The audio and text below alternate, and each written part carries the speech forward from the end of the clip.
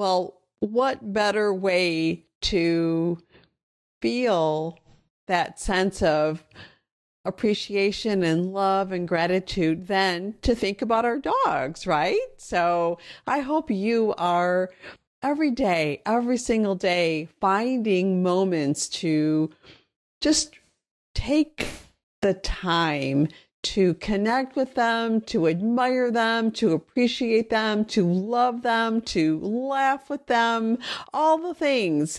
Because that's what life is all about, isn't it? That is the main thing. And dogs bring so much joy and laughter and connection and just beautiful things to our life. Yes, yes, yes. I know that sometimes they bring frustrations and struggles and worry and all that, but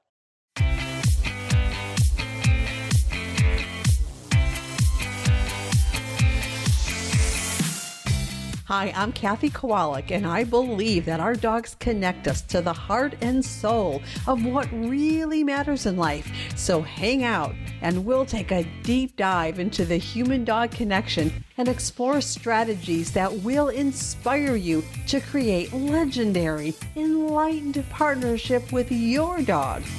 This is the Enlightened by Dogs podcast. Well, hi, Kathy Kowalik here. Thank you so much for joining me today.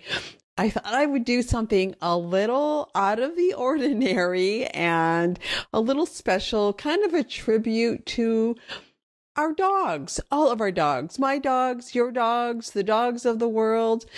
We're sort of focused quite a bit on gratitude and appreciation this month. And well, what better way to feel that sense of appreciation and love and gratitude than to think about our dogs, right? So I hope you are enjoying some time with your dogs and every day, every single day, finding moments to just take the time to connect with them, to admire them, to appreciate them, to love them, to laugh with them, all the things.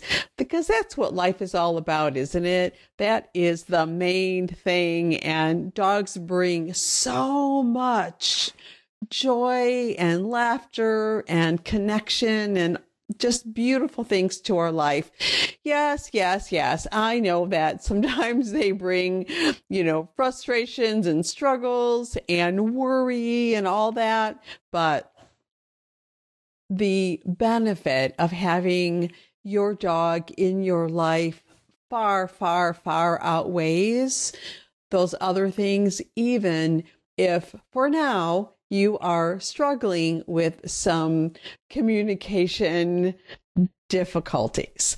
All right. So I have three parts for you. The first part is I wanted to read a small excerpt from a Mary Oliver poem. Well, it's sort of a short essay. So I want to read that too. I think it's really wonderful. It's really short. And then I have a love letter that I wrote to my dogs. And I'd like to share that with you along with the third part, which is an invitation for you to write your own love letter to your dogs. I think this is just a great opportunity for us to really get in touch with the main thing and what really matters in our life and to get reconnected to the joy that our dogs, all dogs, bring to our life. Okay, so here we go. First up is I'm going to read just a small excerpt from Mary Oliver's Dog Songs book. I've read poems from here before for you because I love this book and I read it a lot. And so this is called The Summer Beach, and I'm going to read us a section of this. I want to extol not the sweetness nor the placidity of the dog, but the wilderness out of which he cannot step entirely, and from which we benefit. For wilderness is our first home too. And in our wild ride into modernity with all its concerns and problems, we need also all the good attachments to that origin that we can keep or restore. Dog is one of the messengers of that rich and still magical first world. The dog would remind us of the pleasures of the body with its graceful physicality, and the acuity and rapture of the senses, and the beauty of the forest and ocean and rain, and our own breath. There is not a dog that roams and runs, but we learn from him. The other dog, the one that all its life walks leashed and obedient down the sidewalk, is what a chair is to a tree. It is a possession only, the ornament of a human life. Such dogs can remind us of nothing large or noble or mysterious or lost. They cannot make us sweeter or more kind. Only unleashed dogs can do that. They are a kind of poetry themselves when they are devoted not only to us, but to the wet night and to the moon and to the rabbit smell in the grass and their own bodies leaping forward. Thunder that is still too far away for us to hear presses down on Ben's ears, and he wakes us and leans hot and chesty, first against M and then against me, and listens to our slow, warm words that mean we love him. But when the storm is past, he is brave again and wants to go out. We open the door and he glides away without a backward glance. It is early. In the blue and grainy air, we can just see him running along the edge of the water into the first pink suggestions of sunrise. And we are caught by the old affinity, a joyfulness, his great and seemly pleasure in the physical world. Because of the dog's joyfulness, our own is increased. It is no small gift. It is not the least reason why we should honor as well as love the dog of our own life, and the dog down the street, and all the dogs not yet born. What would the world be without music or rivers or the green and tender grass? What would this world be like without dogs? Woo! Don't you love that? There are so many beautiful pieces to that. And gosh, do you agree that there's something magical about watching our dogs run and do their doggy things and unstructured and enjoying themselves? They bring so much to our lives, and they teach us so much in just to be able to enjoy the moment that we're in, right? I mean, dogs are amazing in that way, aren't they? All right, so part two. Well, first of all, before I do part two, I'd love for you to just reflect on what Mary Oliver has shared with us here in her sentiment, and what does that mean to you, and how does that affect you, and what will you do with that? Yeah, so let me know. I'd love to hear more about your reflection on that. Okay, now part two is where I'm going to read to you a love letter that I wrote to my dogs a while back, and I'm inviting you to follow along with not just the words, but what's behind the words, what I'm thinking and feeling, and what dogs have taught me and brought to my life.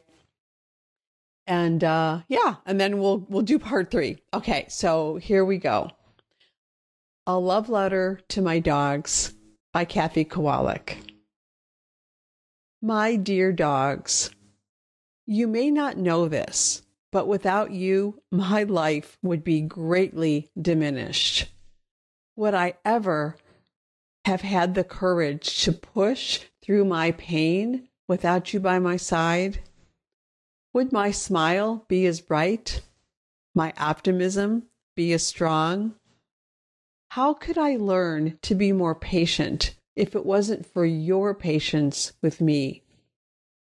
If you had corrected me for every time I made a mistake, would I have eagerly and happily forgiven you as you did me? If you didn't refuse to do what I unreasonably asked, how would I have learned a better way? If you had hidden your true feelings, how would I have known how wrong I was? How would I have known? When you grew old and slow to respond, you taught me how to be loving and patient, to cherish every moment, knowing how few we had remaining to be with you. I would have missed out on so many incredibly beautiful moments if you hadn't allowed me to be part of your aging and your dying. How sad that would be. So much sadder than the pain of losing you. I am in awe of how blessed my life is.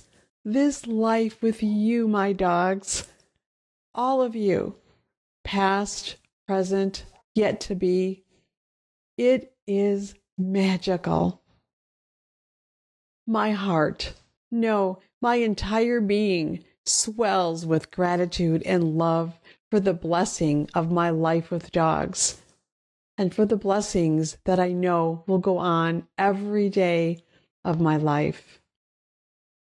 My dear dogs, I promise you this, with your blessings and, most importantly, with your help, I will keep on aspiring to be the kind of person you see in me, the kind of person I see reflected in your honest, hopeful, beautiful, loving eyes.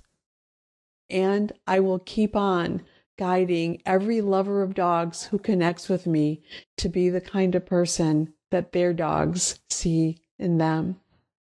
I promise. All my love, Kathy. All right. Well, that choked me up a little bit. It probably did you too. I don't know.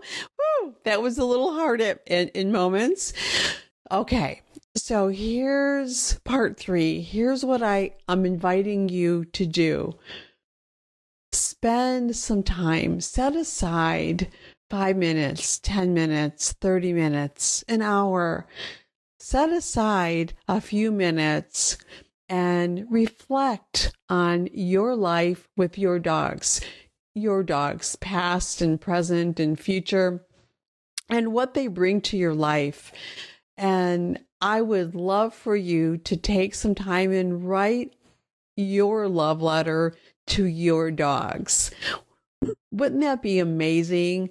They'll feel that from you. I know they will. And it will infuse the world of dogs and people that love them and people that share their life with them. It'll infuse us all with gratitude and joy and happiness and all the things. And boy, we could sure use a little bit of more of that in the world, can we? All right. So I'm going to leave you with that. Go off, and if you are inspired, write your love letter. And if you would love to share it with us, please come back, go to maybe to my website and post a comment, and we'll get it up on the website. If you want to go to my Facebook page and share your story there, I'll make a post and invite you to do it. It would be amazing, just amazing. I would love, love, love to read your love letter to your dogs. All right, my friend. Have an amazing week. Enjoy your dogs, and I will see you next time. And in the meantime, be brilliant. Love you all so much.